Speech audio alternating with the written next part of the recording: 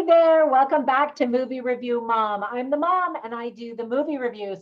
And my goal is to give you the heads up on filmmaking quality and content so that you can make the best decision as to whether or not you want to spend your time or money or both sometimes watching a particular film. So I do movie reviews and trailer reactions, and sometimes I do documentary reviews.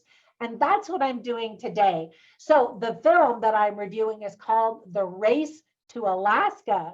This entertaining documentary releases in theaters on May 20th, 2022, which is my husband's birthday. The movie is rated PG. Well, it's really not rated when it's a documentary, but I would say it's probably a PG. It's an hour and 39 minutes long.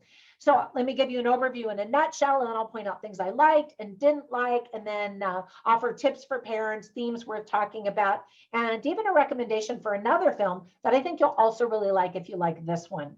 All right, so first, in a nutshell, the studio sent me this description, and I think it's really well done. It says, The Race to Alaska is a visceral film embodying the triumph over adversity of a real-life amazing race test of endurance. Picture the Iditarod on a boat, no motors, no support, and 750 miles of tumultuous waters. The feature film debut from director Zach Carver. He did TV series Textual Intercourse.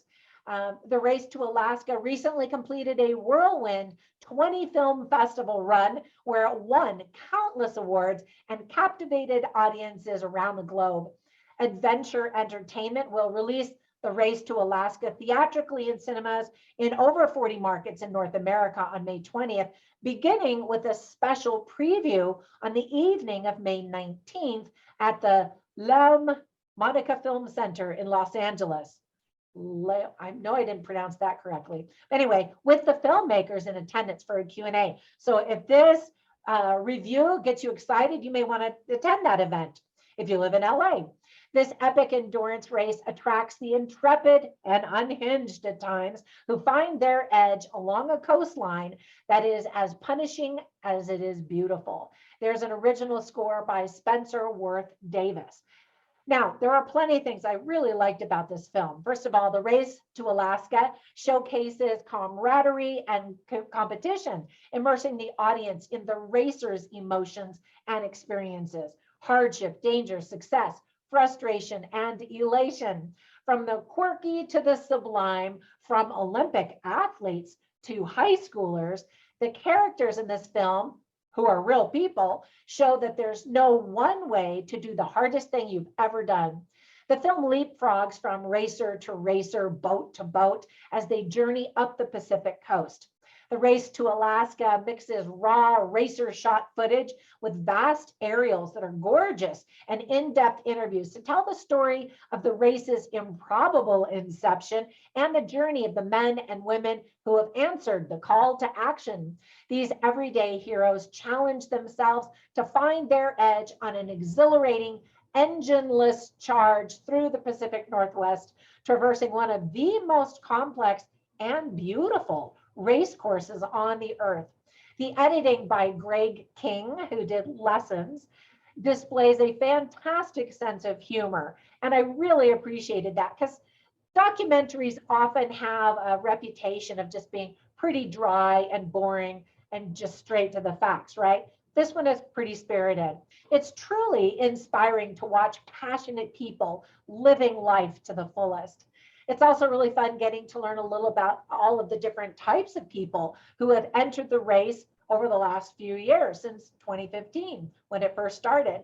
You get to see a whale and some playful dolphins. And I was kind of surprised we didn't see even more marine life. I'm sure the racers did, but we just don't see it in the movie. The dramatic Russian music used during pivotal, triumphant moments just cracked me up. Because the film documents many of the races over the past several years, you won't see one clear winner from one race at the end, but instead you see all of the people who have won since 2015. And I really liked that because the first question on your mind is, what kind of craft is going to win this? Is it going to be a really fast sailboat, or these people with pedals who can keep going when there is no wind? And so it kind of answers that burning question that you have. I really liked that. And keep watching during the final rolling credits to see more footage of people who not won the race, or I should say not only won the race, but other people who just competed and finished the course.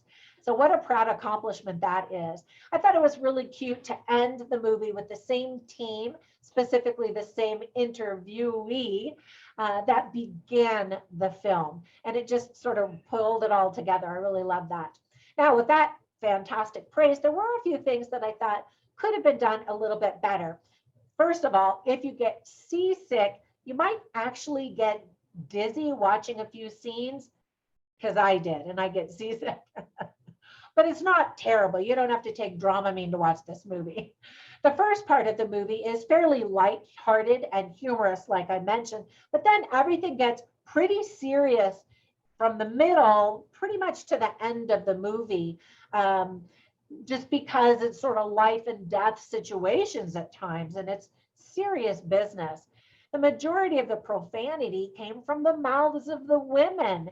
And so that leads me into tips for parents. There is some profanity.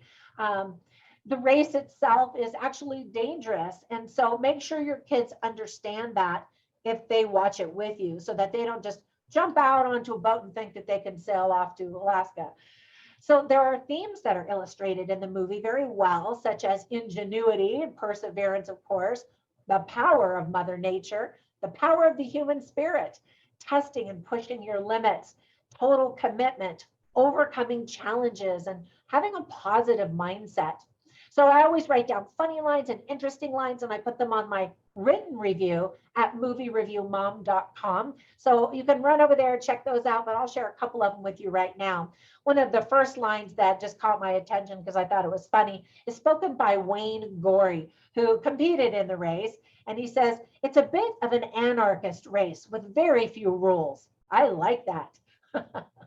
And then there were quite a few interesting lines.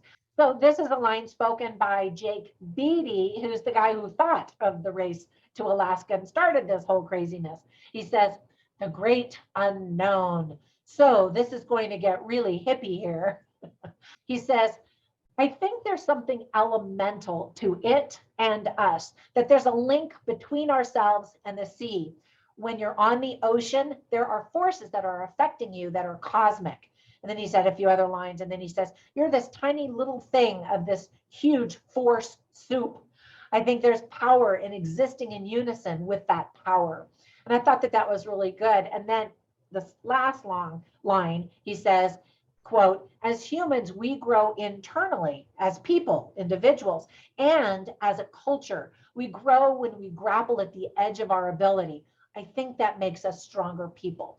And ultimately, I think 100% of the people who entered this race would agree with that statement. Whether they won or not, most of them enter the race just to see if they can do it and to challenge their body and their mind. And that element of the movie is very inspirational and triumphant. Even those who didn't finish the race the first time went back another year to try to push themselves and see if they could keep doing it. And I love that human spirit.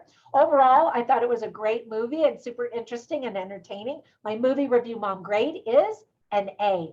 So I told you I was going to give you a couple of recommendations for some other movies that are sort of similar. One is another documentary called Playing with Sharks, and it takes a look at some of these oceanographers and marine biologists and people who spend a lot of time in the ocean, in this case, specifically in the ocean with sharks, and lessons that are learned and the purpose for spending so much time with the sharks. Anyway, I thought it was really interesting and well done. And then the other one is a fictional movie based on a true story of people who crossed great lengths of the ocean to see if it could be done. And I won't give you any spoilers, but the movie is called Kon-Tiki, and it's fascinating to watch, I thought.